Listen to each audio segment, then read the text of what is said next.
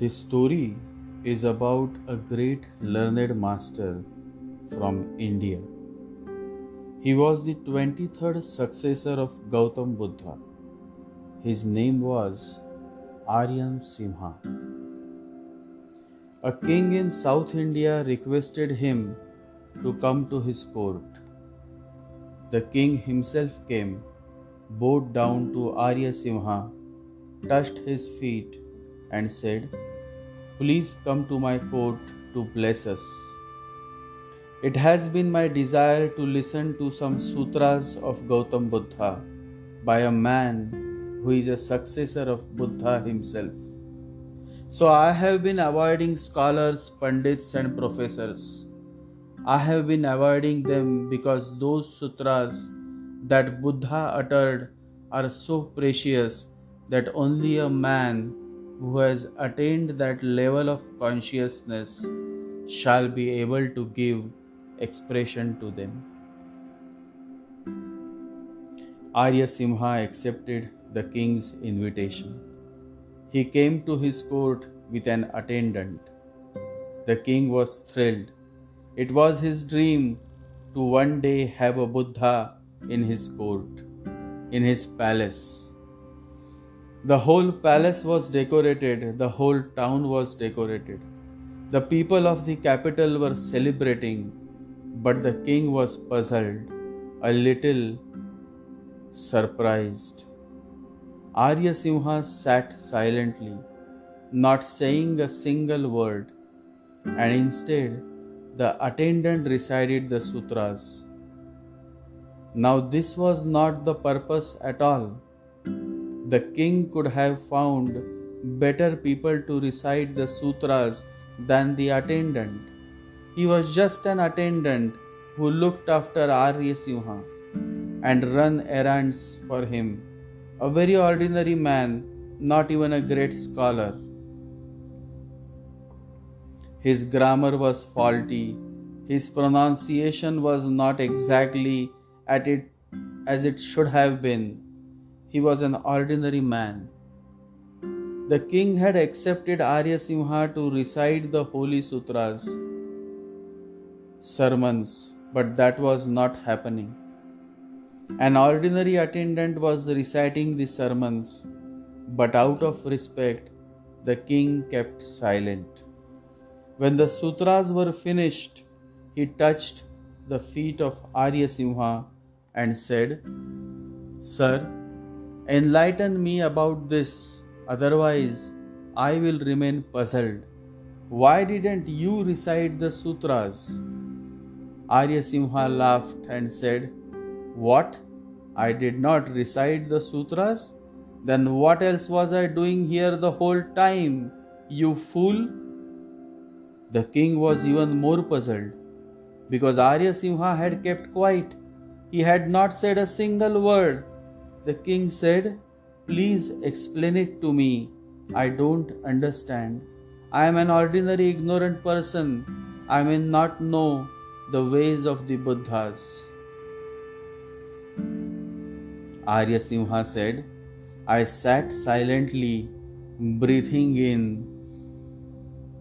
and breathing out. That was my sutra. What else is there in life? Breathe in, breathe out. Be alert, aware.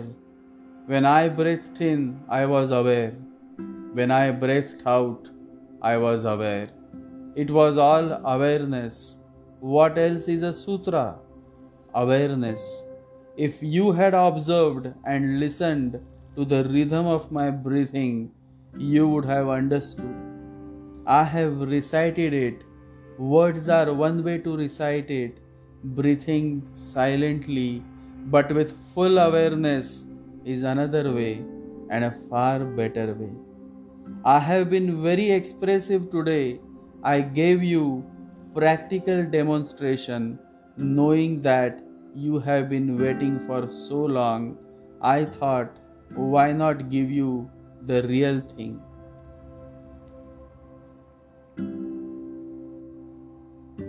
Breathing is at the core of our life. By and by, you will be able to see each mood is reflected in your breathing. So, your breathing is never natural because there is some mood or another mood. When you are angry, the anger changes your breathing. Let the breathing remain as it was before you became angry and then try to be angry. It will be impossible. The breathing has to change first. Through breathing, the body changes. The mind first affects the breathing. Natural breathing means there is no mood, which means there is no mind, neither anger nor greediness. There is no lust or no jealousy, no love or no hate. No mind means no mind. In that state of no mind, the breathing is natural. Then there is a song to it, a totally different quality to it. It is pure life. The flame is without smoke. Such breathing is only possible in a state of deep meditative yoga.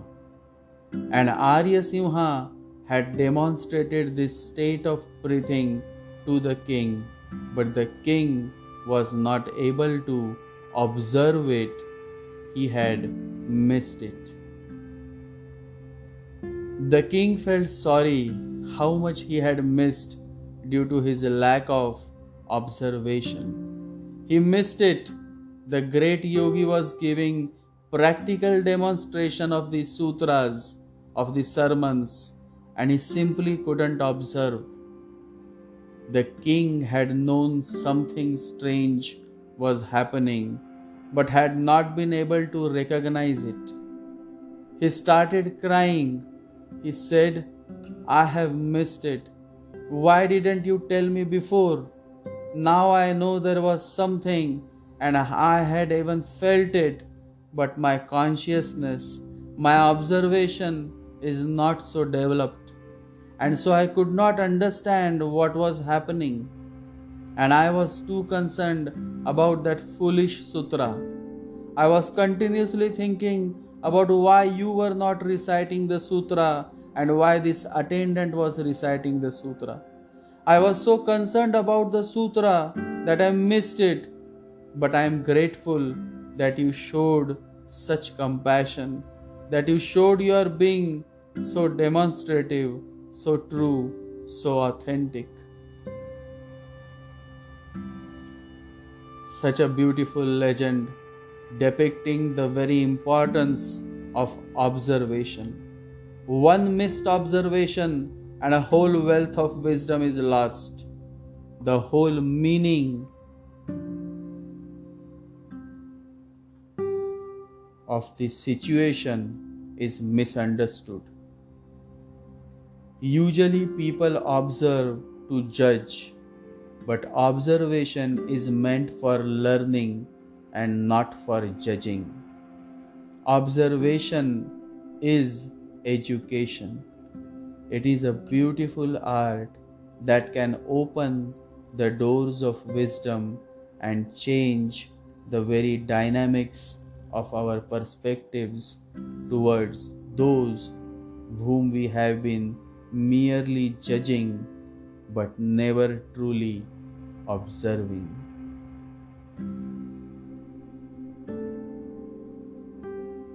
Observing without evaluating is the highest form of human intelligence. Observation is a very beautiful thing. You simply observe and try to learn from your observation. Observation is meant for learning and not for judging. The moment you observe and start evaluating the very source of observation, the very meaning of observation is lost. Then observation becomes ugly. It is no more beautiful, no more useful. Observation is education. You observe to learn. If you make listening and observation your occupation, you will gain much more than you can by talk. Let there be more and more observation and not judging.